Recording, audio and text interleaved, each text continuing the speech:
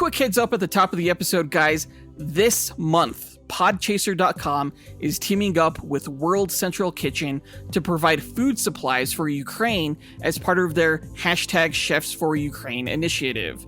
This will provide meals to individuals and families fleeing the current crisis there.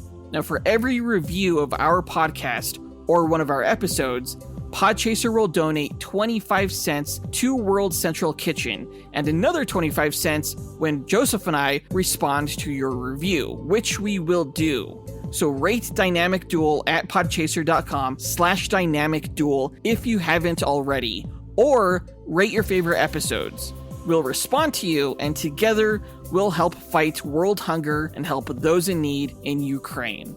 Again, that's podchaser.com/Dynamic Duel. On with the show.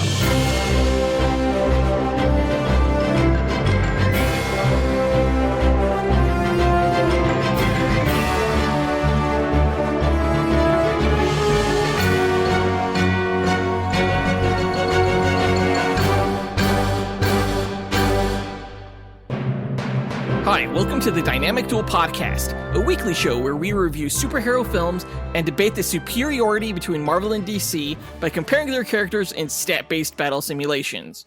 I'm Johnny DC. And I'm his twin brother, Marvelous Joe. In this episode, we will be reviewing the long-delayed Morbius film, produced by Sony Pictures. Now, a lot of you may be surprised in this upcoming review to hear that I actually didn't hate it. Yeah, I went in with the lowest of expectations, and I was actually looking forward to, hating on the film.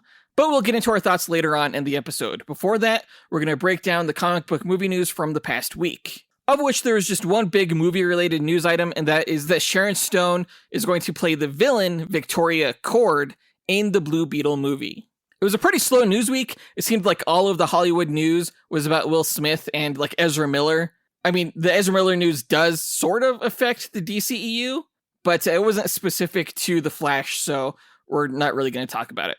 As always, we list our segment times in our episode description, so feel free to check out the show notes if you want to skip ahead to a particular topic. And don't forget, guys, to join us on Patreon, where we offer ad-free episodes of the show via a custom RSS feed, bonus content including top 10 episodes and bloopers, monthly live movie watch-alongs, and access to our Discord chat server. Check it out right after this episode at patreon.com/Dynamic Duel, linked in our show notes. Our lowest tier is only $2 a month. But with that out of the way, quick to the No Prize.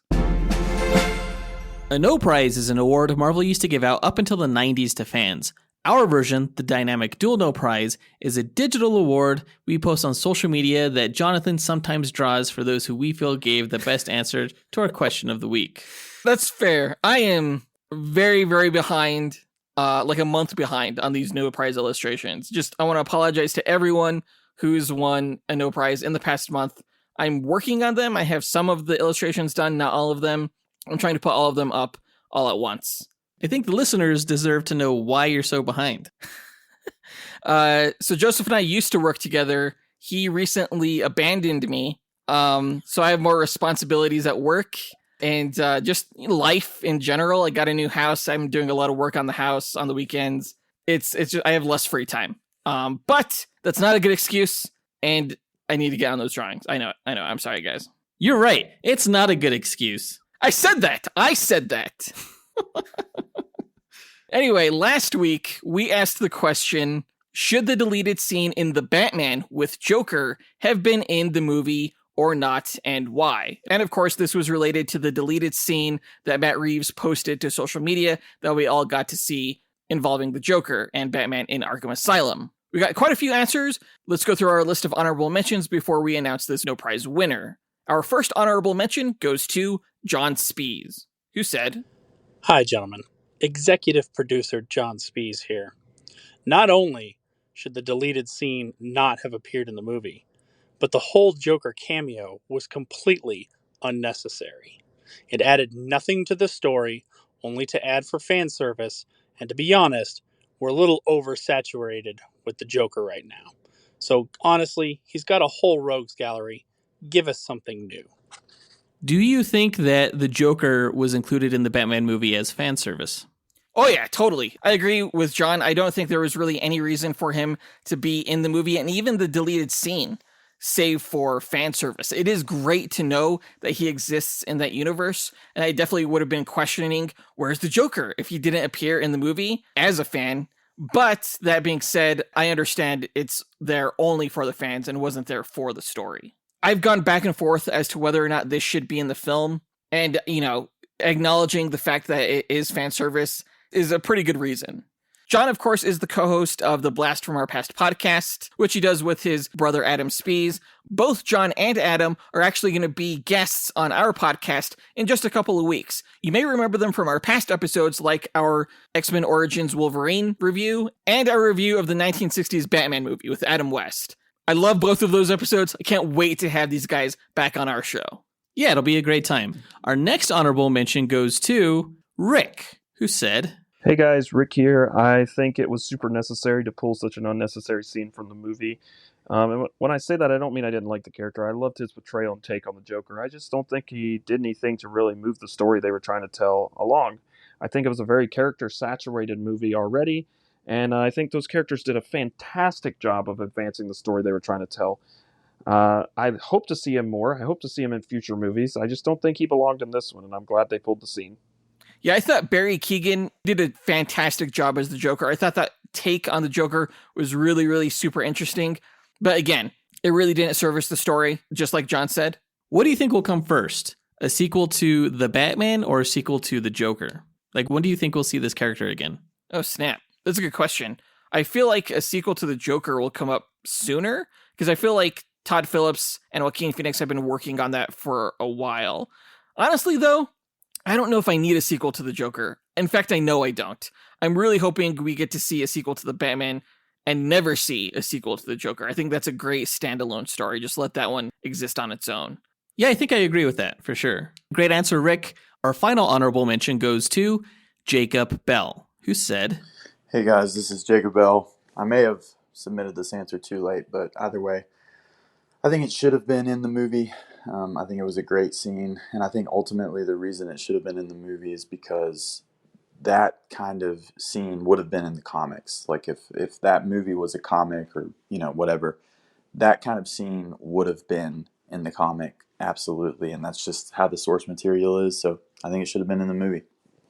Yeah, I'm old enough to remember back when they did like novelizations of these comic book superhero films, and they would always have like extra scenes. They still may make these books, I'm actually not sure. But yeah, this feels like this scene would have been in one of those stories, just one of those extra scenes. And definitely in a comic book, because, in comics, you're not limited by time like you are in a film. You're limited by page counts. Right, exactly. But you're also allowed to tell a really long story over a span of a month, over a year, rather than just within a few hours. I did really like the scene, as I mentioned last week when we talked about it. I thought it was a fantastic scene that really did justice to the Joker and portrayed him in a way that we haven't seen him in a really long time on film. Just like literally the smartest guy in the room, and just like a total psychological threat for Batman. Yeah, thanks, Jacob Bell. A lot of great answers here. We want to give big thanks to Will Fright, Bodie, Simone Bermudez, and John Starosky for also taking the time to visit our website, click that record button, and leave their answer. But the no prize for this week goes to Benjamin Alves, who said, "Hey, John and Joe. So I think the Joker scene should have been in the movie because, it gave out, too much of the story and it, I don't know, I feel like it would be better if, the Joker just wasn't in this movie or, they teased it with the Joker cards, in Batman Begins. Yeah, that's it. Bye, guys." Yeah, honestly, I think I would have been happier with a Joker tease, maybe not the card because we've already had that, than the scene that we got in the movie. The deleted scene, I agree with Benjamin, did reveal too much of the story. The Joker gave away that the Riddler's motive was vengeance before we would have even known that, right? And the fact that he was able to figure it out so quickly ahead of Batman just made Batman look like he wasn't that smart. And that scene kind of took away from what made the scene between Batman and the Riddler so special in Arkham. Right. Those scenes took place in almost literally the same location, right? So it's hard not to compare both of them. And I really, really liked Paul Dano's performance in that scene. It was so haunting, so weird, But you could also say the same thing about the Joker scene. So it wouldn't quite make sense to have two kinds of scenes that were so similar in the same movie. I do wish they would have taken the Joker completely out of the film. Yeah. And just saved him for later. And that's why Benjamin Alves gets this week's win. Yeah, congrats, Benjamin, for winning this week's No Prize. If you, the listener, want a shot at winning your own No Prize, stay tuned to later on this episode when we'll be asking another question of the week. And now that that's done, on to the news.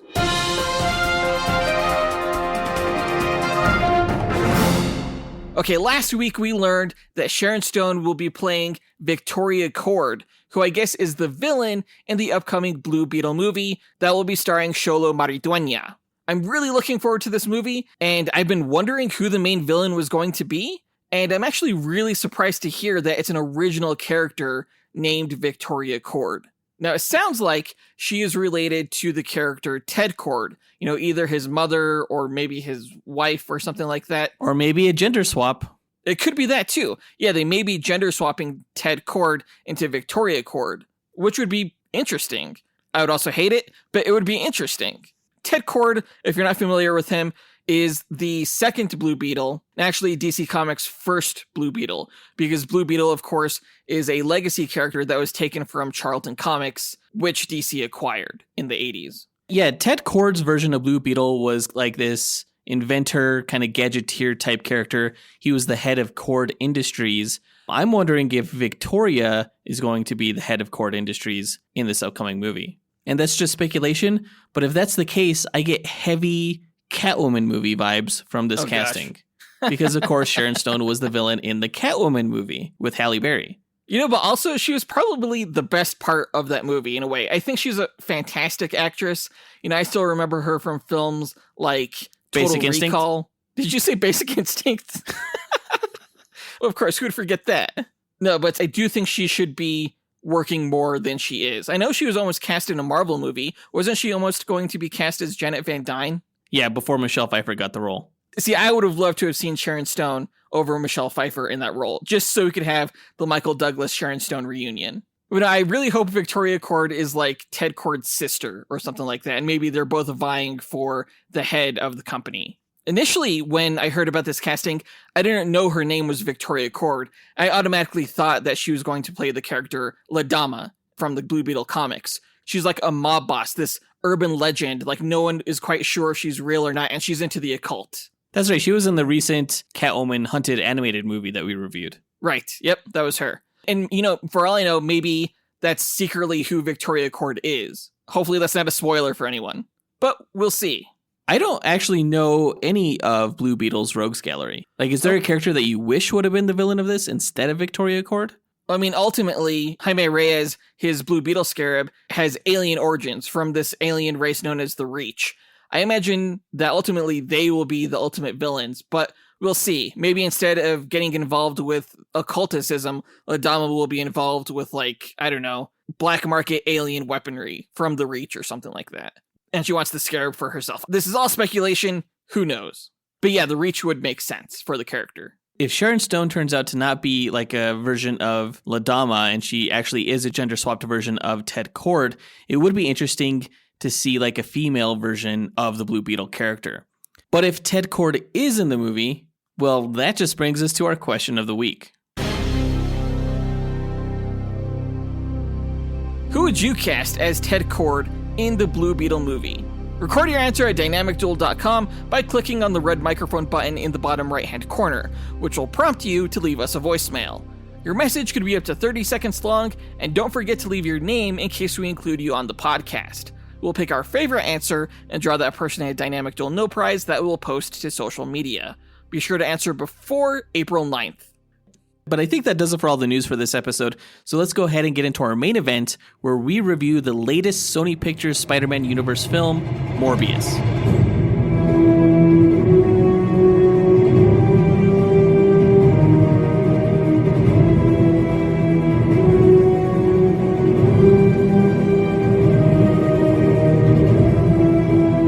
Okay, so Morbius came out this past week, finally, after being delayed several times from its initial July 2020 release date, largely due to the COVID-19 pandemic. Like Venom and Venom Let There Be Carnage, The film is part of Sony's Spider-Man universe that is adjacent to the MCU and indirectly associated with Spider-Man. When the Morbius film was first announced, I was bummed because, let's be real, Sony doesn't know what they're doing, and they're only holding onto the Spider-Man film rights to make money, not because they care about these characters or about making great movies. So when this film kept getting pushed back, honestly, I didn't really care, and my anticipation for it was non-existent. Oh, yeah, dude, you think yours was non-existent. Mine was, like, beyond negative non-existent. Like, if this film never came out, I would have been thrilled. Like, I would joke that the movie was going to be amazing and, like, make trillions of dollars. And I was doing that ironically because, honestly, I didn't have any faith that this film was going to be good. My expectations could not be lower unless, I guess, they were yours. Right. But I think that was definitely to the movie's benefit because not only did I find that the movie was not terrible, I thought it was actually pretty decent, similar to how I found the first Venom film or The New Mutants.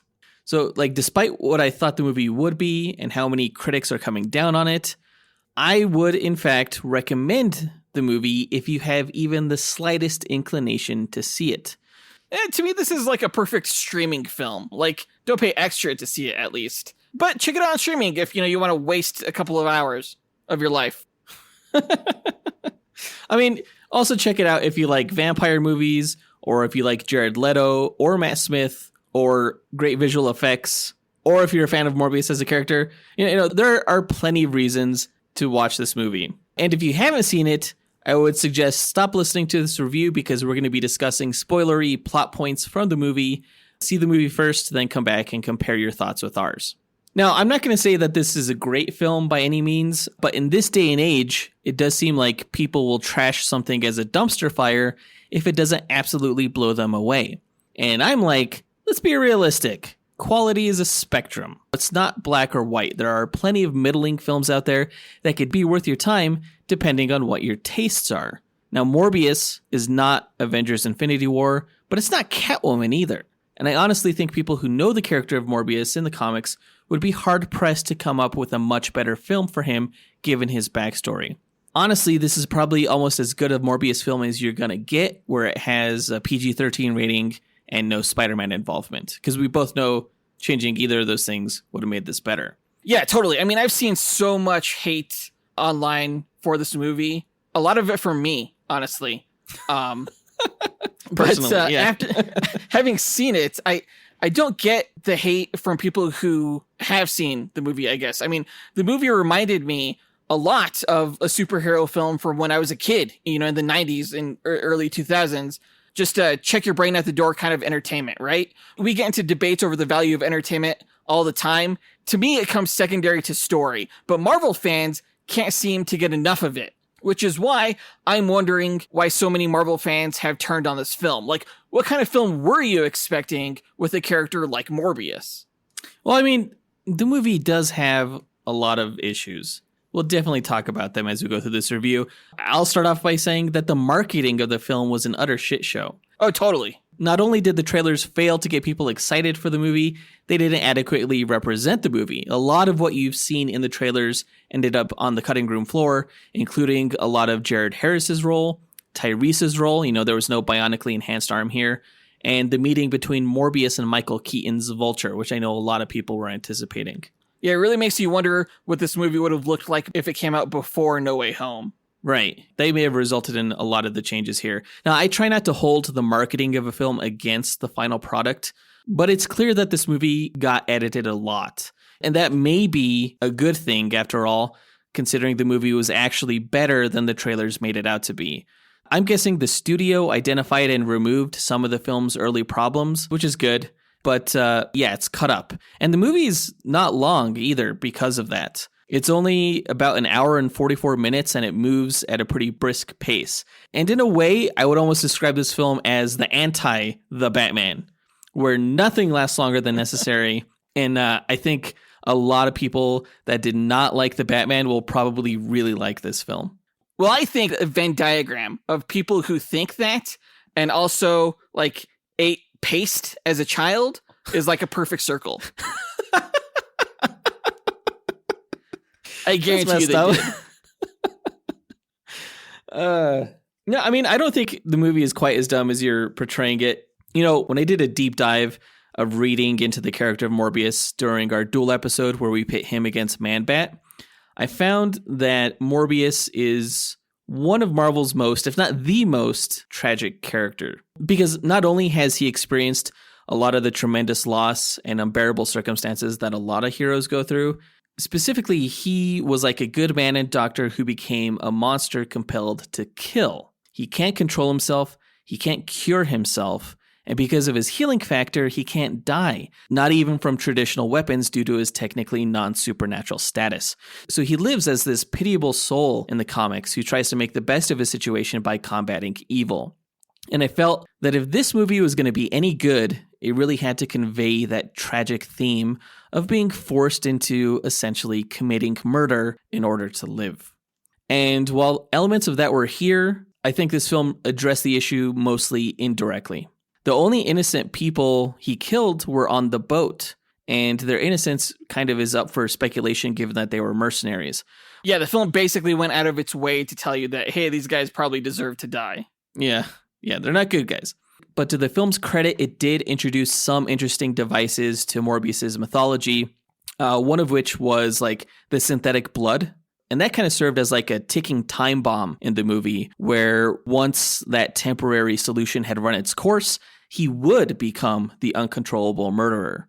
But also in this movie, if he didn't drink the synthetic blood and he drank real blood, he would also become uncontrollable, like go into this bloody drunken rage. So it was tricky. And then, of course, in this film, he also developed a means of killing vampires like himself with that iron-rich anticoagulant, which was pretty nice because he never came up with that in the books. So while like this wasn't quite the story of an uncontrollable killer, it did bring some interesting ideas to the table to sidestep that. And the consequences of his failure still felt very real. Well, I think the film did a good job introducing what Morbius would be like if things were taken to their worst. We had Milo as that example. Yeah, absolutely. He was essentially what the consequences would be. And it's just a cold, ruthless killer. Morbius did not want to be that, and though he has resorted to drinking the blood of innocents in the comic books from time to time, he started out as a Spider-Man villain after all, his whole arc has always involved trying to prevent that. He feels extreme guilt over those vampiric actions. So at least they captured that in this movie. But I think what surprised me most about this film was the quality of its special effects, actually, because I didn't think they'd be very good from the trailers. Specifically, though, in the quality of its body effects. The visual effects that were around during the time of Captain America, the First Avenger, we've gone way past that. Because in that movie, like the pre-serum Steve Rogers sometimes looked like Chris Evans' disembodied head on a scrawny dude's shoulders, Oh, yeah, like bobblehead? Yeah. Yeah, the scenes of like Jared Leto like laying on the table in the freighter, that was seamless. I was like, dang, like Jared Leto must not have eaten for like a few months to do that scene. And he's done stuff like that for roles, but it seems like he may not have to do that ever again because the special effects were so good here. They can make actors' bodies look like whatever they want to. He went from an emaciated guy in the beginning to like a male underwear model without really any suspension of disbelief. Oh, yeah, totally. I think the seamless and subtle way Morbius and Milo would transform into their vampire forms was also really impressive and kind of disturbing even. Like, Matt Smith's vampire face in particular was the stuff of nightmares for me. Like, so much so that when the camera would linger on it, I'd get uncomfortably creeped out. But also, I think that's as far as the great special effects went. I don't know if I would agree with you in saying that this film's special effects were that great. It was a little cartoonish. I think they could have taken it a step further. Well, I mean, like, when they weren't actively flying around and smashing into things, I think their look was really well done. Let's go ahead and move into the character breakdown. Starting with Michael Morbius, who is played by Jared Leto. And let me start off by saying, I can't stand Jared Leto. The guy is pretentious as fuck. He almost ruined a concert that I went to at Red Rocks. I won't get into it, but he was really drunk and made like the audience sing all the words to his 30 Seconds to Mars songs.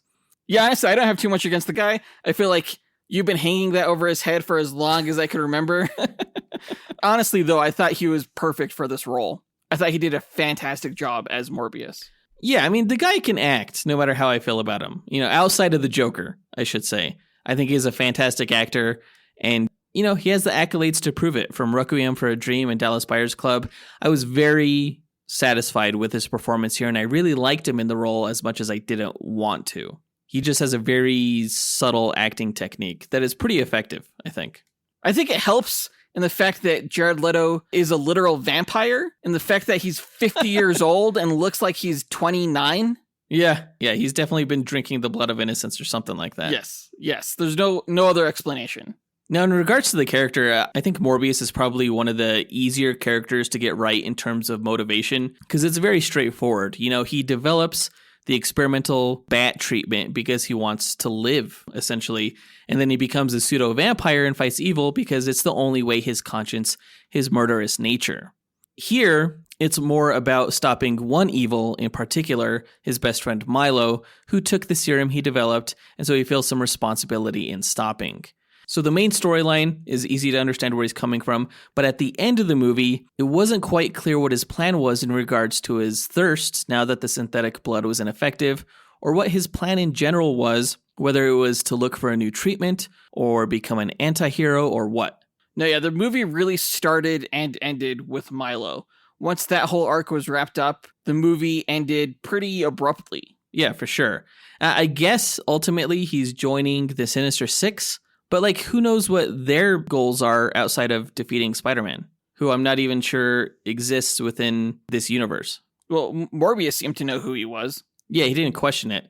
But also he didn't really say anything to the Vulture at the end of the movie besides, interesting.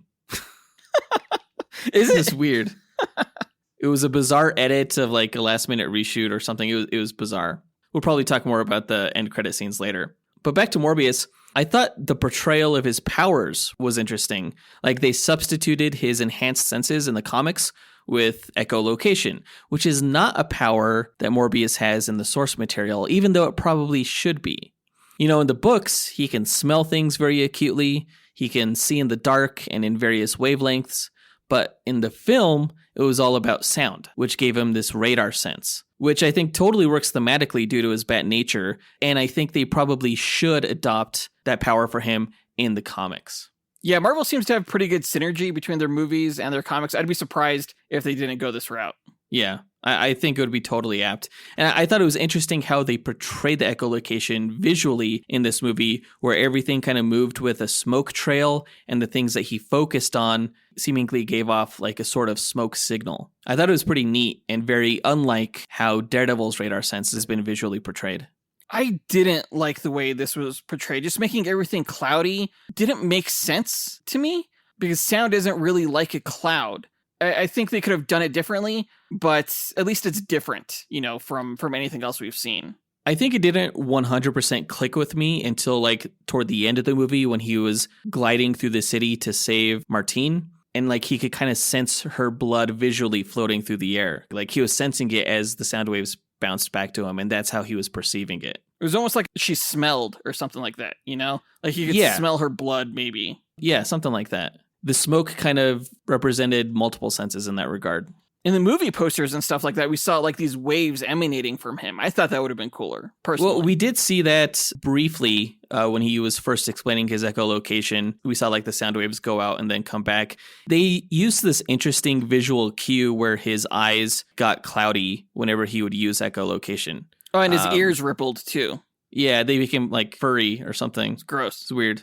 I don't know if they needed both of those visual cues, but because the ear thing was just kind of gross. It's like, ooh, my ears are tingling. I do like the way this movie explained the science of his bat serum. Yes. Because like in the books, you know, it was just like bat blood and electroshock. But here, he was like, vampire bats evolved into the only animals that feed entirely on blood because of some kind of enzyme they have and blah, blah, blah. Yeah, I totally thought that the science behind this movie was much easier to understand and accept than the science from the comics. Yeah. I love the vampirism angle that they took for this movie. It was really well done, I thought.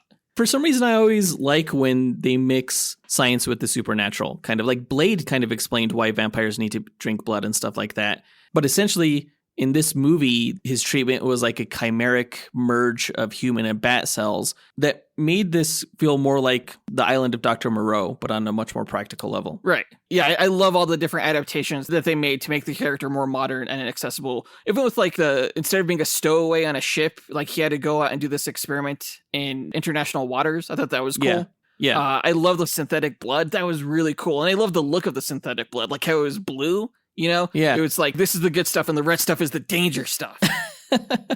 Yeah, that's pretty cool. Let's go to move on to Lucian, aka Milo, played by Matt Smith. I thought Matt Smith, I didn't know what to think about him before this movie because he had a very small part in the trailers, but I thought he was a lot of fun here. I wasn't expecting him to be any good at all, but he turned out to be actually one of my favorite parts of the movie.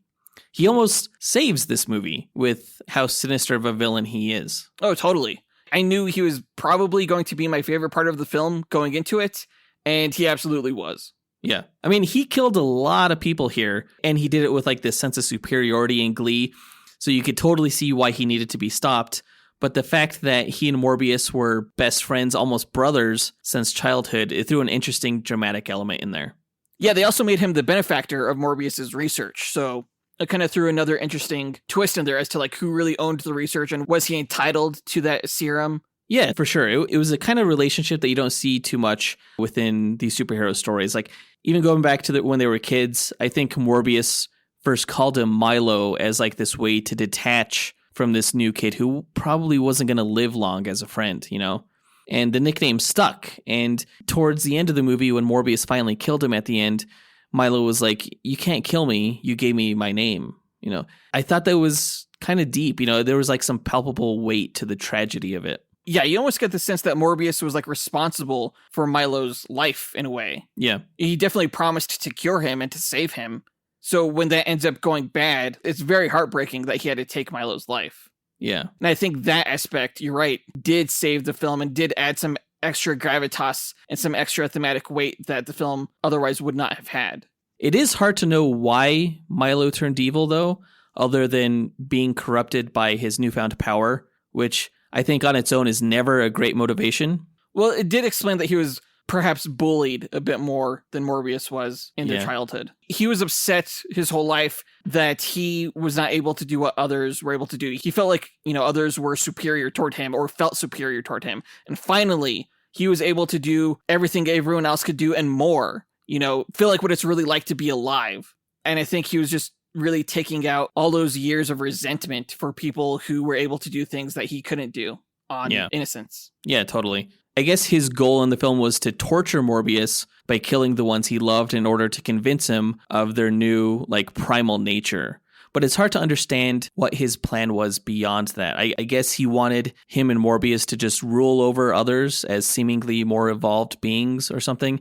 That wasn't clear. And it is hard to know when and how Milo took the serum, though. Because I don't remember a shot of him actually taking one of the vials, do you? No, that was kind of cheap, I felt. Actually really cheap. It did make for a nice surprise, though, later on in the movie, where he walks in with a bag of blood, and it's like, oh, that's nice. He's like helping his boy out with a bag of blood, and then he walks out without his cane and everything like that. That was kind of like a shock. I was like, wait.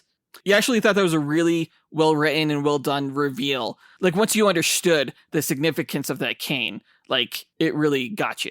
Yeah, for sure. I do have to say that, this kind of sold me on Matt Smith as John Constantine. I can see that. With, the trench coat and, the hair and the accent, I think it could work. He could totally pull it off, for sure. But he has that real creepy bone structure about him, too, Yeah. I think that's why he'll be good in the Game of Thrones spinoff. Right. What's interesting about the Milo character is that in the comics, Morbius's best friend was named Emil. And he was a healthy kid, a neighborhood best friend, who became a scientist just like Morbius to try and save him. And, he helped him administer his initial bat serum, and he was the first person Morbius killed right after turning into a vampire. In this movie, though, Milo was like an amalgamation of Emil from the books and Lakshius Crown, who was a Hydra scientist that became the villain Hunger, who was another pseudo-vampire like Morbius. But turning Morbius's friend into the main villain was, I thought, a great change from the source material. I thought it worked really well. Yeah, I like this more than what you explained in your Morbius bio. Yeah. Let's move on to Martine Bancroft, who is played by Adria Arjona. I don't know if I'm pronouncing that last name right. But I don't think I've seen Adria in anything before, but I thought she was perfectly fine here as Martine. She didn't really have much to do in the story except assist Morbius. And I feel the movie dropped the ball on their romance. Because, in the books, Morbius and Martine were actually engaged when Morbius first took his bat serum. And here, they barely had any romantic relationship except for like a kiss late in the movie and then the kiss right before she died, quote unquote died. I think it would have been more tragic when she died in his arms and he drank her blood and everything if that romance had been better established. Oh, absolutely. Like, why not make them romantic partners right off the bat? I don't get Maybe that. It's not professional. I don't know. I don't think I had too many qualms about professionalism or ethics in this film, That's true. Plus, it's not like, a married couple can't be colleagues. That's entirely true. Yeah, that's totally valid. In the comics, Martine eventually became more than just a pseudo-vampire. She became a real vampire turned by Dracula, and Morbius had to stake her through the heart despite loving her. So it'll be interesting how they treat Morbius and Martine's relationship going forward if the Morbius franchise continues. I mean, we'll definitely see the character again. I wonder if we'll end up seeing another Morbius movie again, though. Yeah, who knows? We'll see. There aren't too many other characters to talk about in our character breakdown, but let's go ahead and move on to Simon Stroud, who is played by Tyrese Gibson, and Al Rodriguez, who is played by Al Madrigal. The FBI agents here were pretty generic, but at least they seemed fairly competent as investigators. Tyrese's character, Simon Stroud, I don't remember him having a cybernetic arm in the Morbius comics I read. I could be wrong, but I am really glad that they cut that whole element from the film, since it seems like it would have essentially been needless. Yeah, it seemed like they cut a lot of him out. It definitely seemed like there was a lot more to the character than what we saw. Even with like the scar across his neck and stuff like that, it felt like there was stuff missing for sure. Do you feel like the movie suffered because that wasn't in the film, though? No, not at all. Honestly, I'm not even sure his character was necessary. I think I liked Agent Al more. Yeah, and considering there was like very little humor within the film, I almost could have used a little bit more of like a buddy dynamic between the two investigators. Maybe. Maybe. Finally, let's move on to Dr. Emil Nicholas, who is played by Jared Harris. Jared Harris, fucking brilliant actor, completely wasted in this role, or rather totally. In this cut of the film. The trailers seem to imply that he was sort of a mentor to Morbius, like advising him regarding the ethics of his bat serum treatment, and then later on influencing him to become a hero. But that was all edited out here. And, he basically just served as the father figure to these two characters. But I don't think you needed an actor of Jared Harris's caliber for what turned into a pretty small and relatively unsubstantial role. Right. His death was pretty tragic. Although I'm really wondering why Morbius didn't go into a bloodlust when he came to rescue him. I'm surprised he didn't drink his blood like he did Martine's, Right. It was so strange. Like, his death scene was one of the rare instances in which we actually saw blood in this movie. For a vampire film, it was relatively bloodless. Like, I remember on the ship scene, there was a part where Morbius straight up slashed this dude across his throat. And the dude's like going, oh, like expecting there was going to be like blood squirting out in the special effects or something like that. Nope. And maybe there was practically, but either way, they either cut it out or just didn't include it. And he was like holding his throat and just kind of like falling to the ground. No blood. I thought it was kind of funny.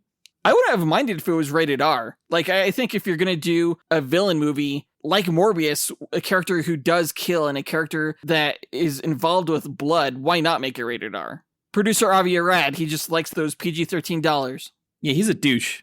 I think all vampire movies should be rated R, essentially. Just like, because if you can't show the blood, you're getting away from one of the main themes of vampires, Right. Yeah, totally. That does it for the character breakdown. Let's go ahead and move on to the story highlights.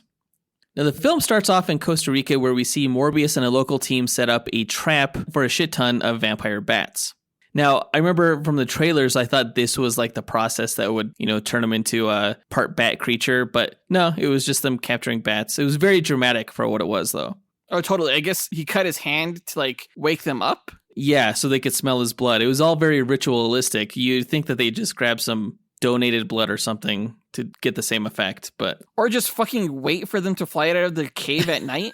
I don't know. I guess the pilot did seem pretty spooked about staying there too long. Yeah. From there, the film flashes back to Greece when Morbius was a child staying at the hospital. I thought it was an effective flashback scene. Like, it really set up well the relationship between him and Milo. aka Lucian, and like how much they cared about each other, like how he wrote him that note, and then that note meant everything to Lucian. We get a brief scene of Morbius winning the Nobel Prize and then turning it down. And at the hospital, we see that Morbius is testing out a serum with bat DNA.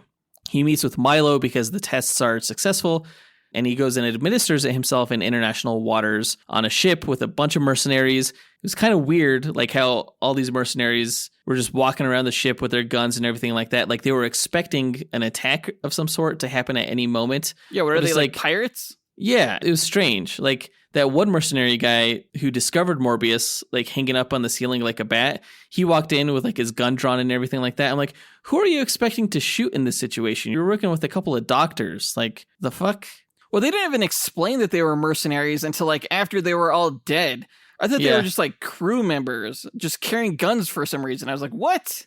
I thought they were some kind of like security detail, which, you know, they were, but yeah, strange. It was kind of like a good monster movie kind of scene, though, when he killed all those guys. I think it wanted to be a good monster movie scene. It was fine for what it was. So Morbius abandons the boat by jumping into the water and I guess swimming to shore because he can swim faster than the Coast Guard can pull them back to Long Island. It's a long fucking swim. It's a long fucking swim, for sure. But, you know, he's superhuman now, I guess, so he knows he can pull it off. He looked at himself in the mirror and was like, yeah, I can make this swim. I got this. See these abs? These are made for swimming. So he swims back to his lab and then starts testing his symptoms. He finds that he has these superhuman powers and he begins testing the limits of his thirst. Milo pays him a visit and sees that Morbius has essentially cured himself, although Morbius sees it more as a curse. You often have to wonder in movies like this, like, why didn't Morbius just tell Milo right off the bat, like, dude, I'm drinking blood, it's not cool, I don't want this for you also. Like, he was so vague. It's like, just be honest. Well, Milo already knew that. He's the one that got him the blood to drink when he had isolated himself in that room. Well, that's fair. That's fair. Milo knew what he was getting into. He knew what he was going to turn into. Maybe he even wanted that. He just wanted those abs. He was like, yeah, I had to drink blood, but also I could wash my clothes on my stomach. There you go. I would do it for those abs. Sure. Yeah, crazy. So the FBI begins investigating the boat incident, and they deduce that Morbius was on the boat and that he's probably involved. There's a scene later where a nurse gets attacked in the hospital hallway, which I thought was actually pretty damn effective. It was definitely inspired by David F. Sandberg's Lights Out movie. Oh, yeah. But it was good. It was creepy. It was the creepiest scene in the movie. Yeah. Did you jump? Oh, hell yeah. Yeah. Did you jump? Hell no. Hell Shut no. up. Shut up. You know you did. It was pretty effective, for sure. But Morbius gets captured by the police after a brief chase, and Milo visits him in jail and leaves a blood bag for him and leaves his cane behind too, signaling to Morbius that he had also taken the serum and doesn't need the cane anymore. Morbius breaks out of jail to confront Milo about what he had done, and the two fight within the subway, which I thought was a pretty good scene. Yeah, honestly, it was a pretty cool scene. And by this point in the film, I was still waiting to hate Jared Leto. And I really recognized at this point that, like, hey, this movie isn't as terrible as I thought it would have been. Yeah, I think I realized that about halfway through as well. Morbius flees their encounter and meets up with Martine and tracks down a bunch of counterfeiters to create a new secret lab for himself. I thought that was kind of weird because I don't think there's a whole lot of similarities between the equipment used to counterfeit $100 bills and to create medical serums. You know, yeah. I mean, the whole thing with him even finding the counterfeiters, like them showing up to the restaurant, was extremely convenient. Yeah. That and the fact that he could use their equipment. Meanwhile, Milo goes to a bar and gets into a bar fight and ends up attacking his assailants as they left. The investigators end up finding the footage and release to the public that it's a different vampire that is attacking everybody. Emil Nicholas confronts Milo and ends up getting killed by him. As he's dying, Emil calls Morbius, who goes over and sees him die in his arms and realizes at that moment that Milo has also killed Martine. So Milo's just killing everybody. Yeah. I mean, the scene with the detectives looking at the CCTV, I thought that kind of resolved that whole arc a little premature. Like, you didn't really see those guys again. Well, not until the end when they were chasing Morbius and Milo as they were fighting in the streets, down in the sewers. But they weren't necessary to the story. Right, after that point. But, we're like at the end of the movie here. Morbius flies over to Martine and kisses her. She bites his lip, which I thought was kind of kinky. She ingests some of his blood, and then he drinks her blood. And I guess that whole process is what ends up turning her into a vampire. I'm still wondering why she bit his lip. Like, why? Because she's into that shit, Don't hate. Don't hate. Right? It's like, oh, I'm dying. I just gotta get some of that flavor. She's passionate and kind of violent, and that would really hurt, I feel like. So after he drinks her blood, we get round 2 of Morbius versus Milo. This time, the fight goes down into the sewers after crashing through a whole bunch of buildings and stuff like that. I thought it was actually a pretty good fight, though. But Morbius ends up summoning this whole army of bats. Again, he can't do that in the comics. But here, he used them as almost like this telekinetic force to hold Milo down as he injected him with like a vampire poison that he created. Yeah, this whole thing had me rolling my eyes big time. Why? Really? Like, he controls bats now? He could communicate with bats and talk with bats? Well, they kind of set that up when he was like in his cylinder where the bats were, and he was like kind of bonding with them. Yeah. They're my brothers. I guess. But it is weird considering that Morbius had the ability to control bats, but Milo didn't. Why is that? Like, I thought they had the same powers. Yeah, that's very valid. Like, why do they see Morbius as a brother, but not Milo? But, I mean, Milo had powers that Morbius didn't have either, like the whole, like, scream shockwave thing. Well, Morbius didn't do that, but I think he probably could have. It was just like using the echolocation offensively. Yeah, I think so, too. I do think that Morbius looked pretty fucking badass, though, when he was controlling those bats. I just like the character design. I feel like they were trying to rip off Batman. Of course you would think that. Like, why wouldn't you think that? Batman used bats against his enemies in Batman Begins. And Morbius also used the bats to cover his escape from the sewer, if you noticed. Yeah, of course I noticed that. I was like, okay. That's essentially the end of the movie. We see him flying overhead, and we see that Martine is turning into a vampire. No, I was legit surprised how this movie ended. I was like, what? That's it? I knew there were some end credit scenes, or mid credit scenes, I should say. But I was like, wow, they like really just closed the curtain on us. Yeah, it was fairly abrupt. So it's like the fight ended, he flew away, done. Credits. Totally anti the Batman. Yeah, there could have been some resolution there for sure. Especially considering how absolutely horrible these mid-credit scenes were. The first one actually started out pretty cool because we saw the rift in the sky from Spider-Man No Way Home. And then Michael Keaton kind of like gets transported into a prison cell. And his reaction to this is so fucking bizarre. He's like, I hope the food's better here.